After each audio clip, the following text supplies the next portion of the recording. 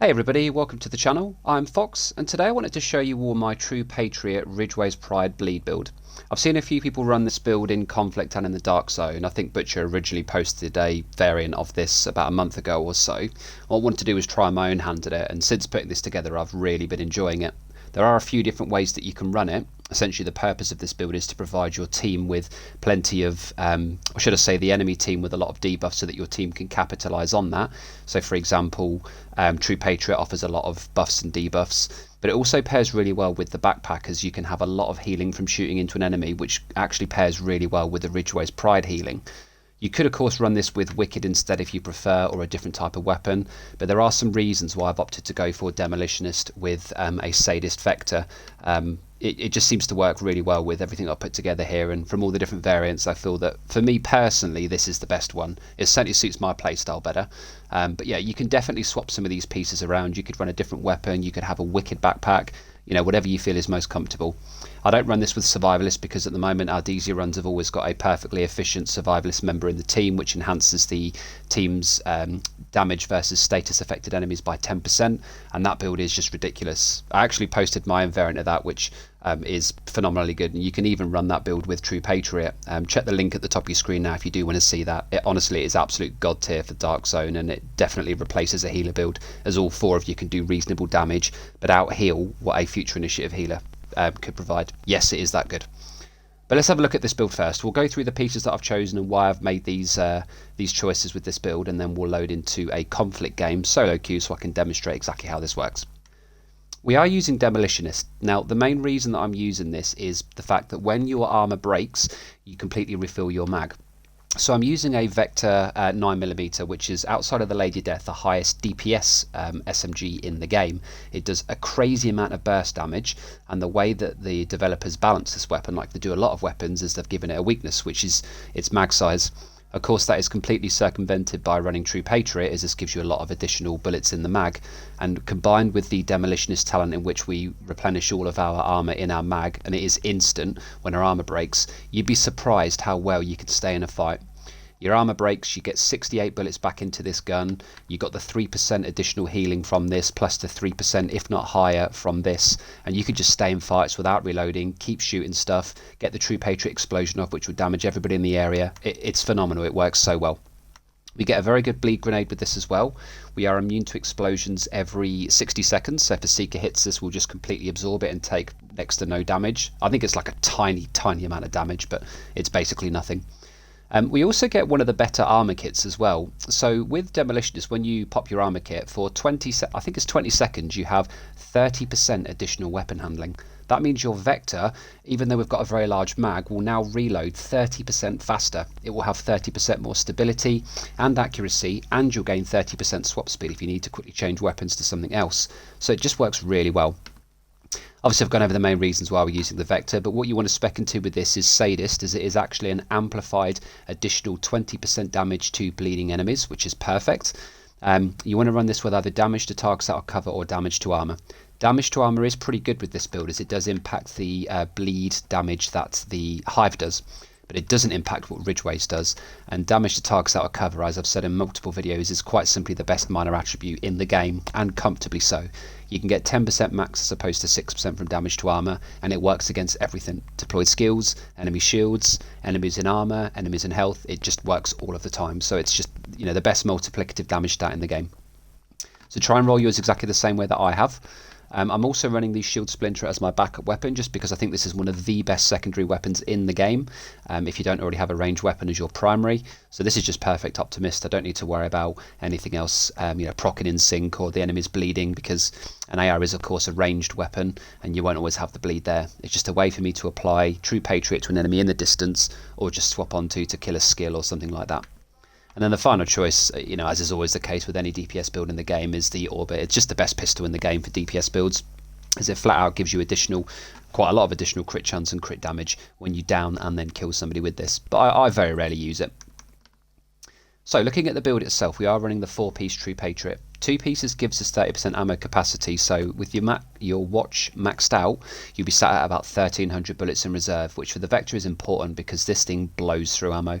Don't forget it has 1200 RPM. It's the fastest rate of fire gun in the game at base level. I know the chatterbox can pass that, but other than that, just at base level, this is the fastest RPM. So its burst capabilities are huge, but she's a thirsty one and she will drain all of your ammo, so that additional capacity really helps.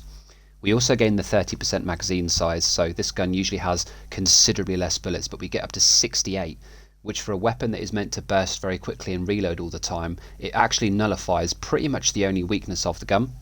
And it's one of the best weapons to pair with True Patriot. I always think that a high rate of fire, sort of low ammo weapons pair best with it, so the FAMAS is a great alternative as well. And then the 4-piece gives us the red, white and blue talent. Now I am running the backpack for this, so what we essentially do is apply red, white or blue buff depending on what is highlighted over our shoulder, which rotates every 1.5 seconds. Red, which is now at 12%, means that any damage that the enemy takes from any source is amplified by 12%. So no, this doesn't quite make up for the lack of damage from just running Wicked, but I want to offer this as more of a team support build. And ultimately, if my DPS guys can shoot down a fully flagged True Patriot enemy and create that explosion faster, that's only going to be better. Y is the healing, so every second that we fire into an enemy we gain 3% of our armor back, and that's true for PvE and PvP. Again, this does apply to our teammates as it has indeed been patched and now correctly works. And finally blue, once again buffed up to 12% with the backpack, reduces the damage that our enemies output by that 12% value. So it's True Patriot is very underrated and one of the best gear sets in the game for Dark Zone and Conflict at the moment. What you want to do is roll all of your build to crit chance first, so start with a weapon to use crit chance mods, and then everything else you want to go into crit damage. It's the only two stats that are important, so you can see I've got crit damage on my mask, crit damage on my holster, crit damage on my knees, and crit chance on my backpack. The Ridgeways Pride is the exotic and one of the centerpieces of this build. What this essentially does when paired with the 3% armor regen from True Patriot is allow us to heal a further 3% from shooting into enemies within 15 meters. Now that's just one enemy, so if we're just continually shooting into them, and we're going to get that 6% armor regen. But if there are multiple enemies around that we can bleed, it's going to be even higher than that. So this chest is really good. It rolls with crit chance and crit damage, and it pairs fantastically with an SMG that obviously has relatively low damage drop off in terms of its range, as you can see there. I think it's about 20 meters for the Vector, maybe a little bit less. So the 15 meter range for this backpack is perfect for that Vector. And then the final piece that we are running is the firm handshake.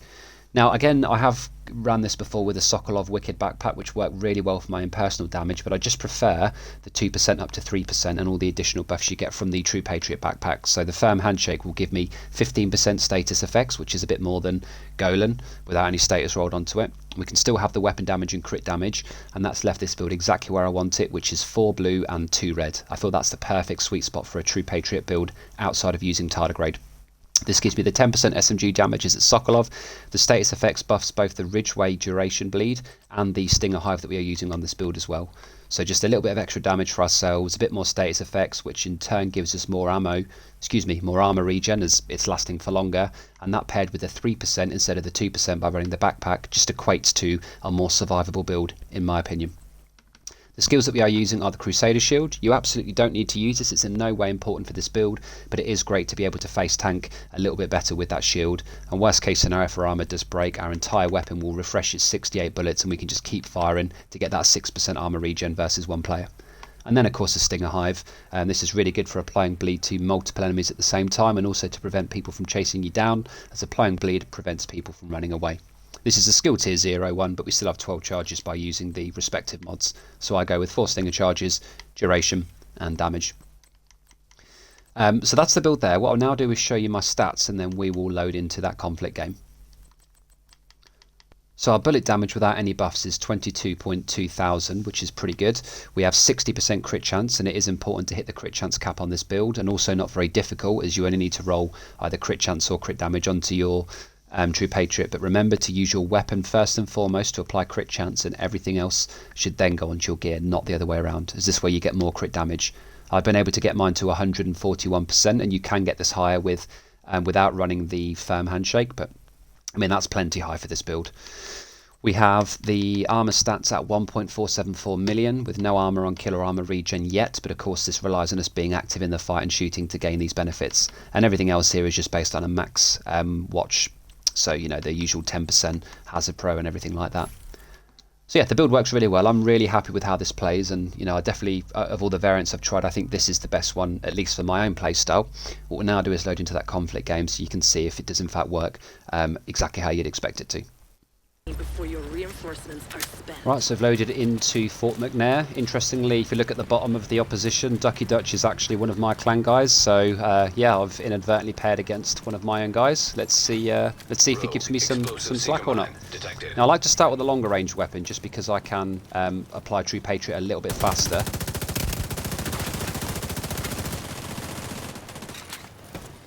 And then when they get closer, we'll switch to the other weapon.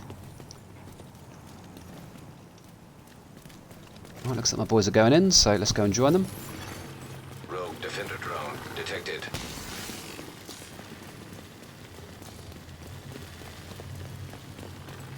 They all just pulled back, maybe? And it is nice having 4 blue on this build. Oh, they're running the... Okay, he's running the 10-second pulse build. That's not a bad shout.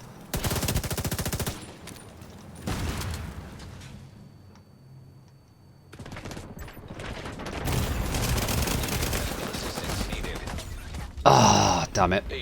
That glass cannon hurts. Can I get the res? Can I get the res? Oh, they're behind us. They're behind us. Agent down. Oh, well, we actually got the res off.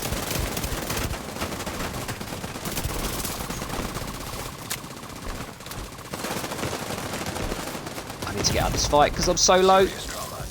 Ah! So now I've got the additional handling. An agent needs assistance.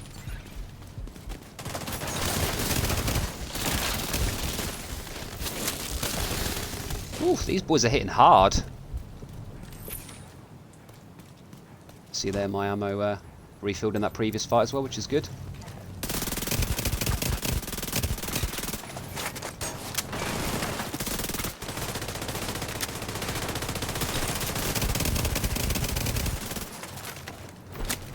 This is what I like about this build. It can output. It's obviously not as high damage as a dedicated Ridgeways build, but what it does is just buff the rest of your team quite considerably. Just going to leave this right here. Boost about to activate.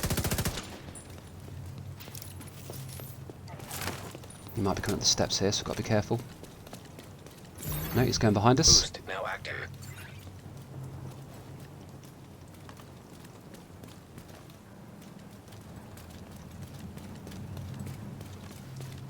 Be real careful here because they're definitely going to be trying to push us from behind. I saw 2 people run there, so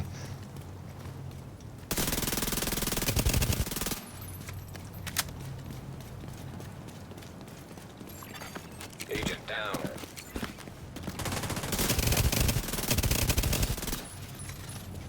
and that's going to stop him running away because of the bleed. Immediate medical assistance needed. That's a shame. Oh, I thought my teammate was going to come in with me. I knew I was getting shot in the back, but I was hoping my other guy was going to push in with me. I was trying to get that crate to cover my rear, but yeah, it was probably a bit of a bad push. So I've been using this build quite a lot in the dark zone lately. What we usually have is a couple of sort of high DPS guys, and then me with this build and a perfectly efficient survivalist build because we can just get the ridiculous amount of heals off.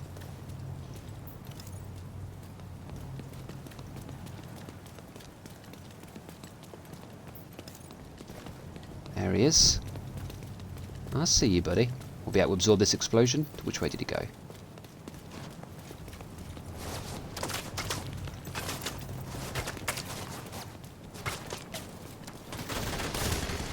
Agent down.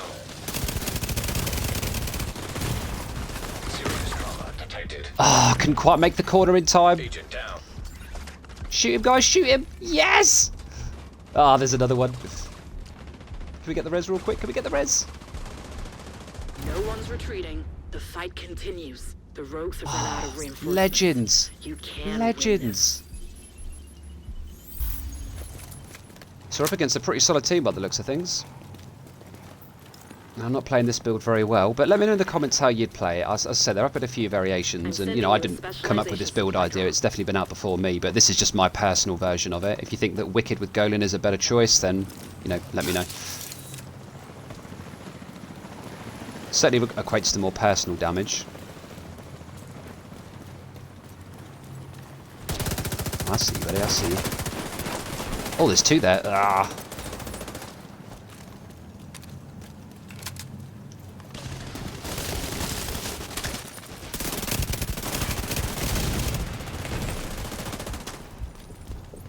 Let's get that quick armor kit off so I can get the increased weapon handling.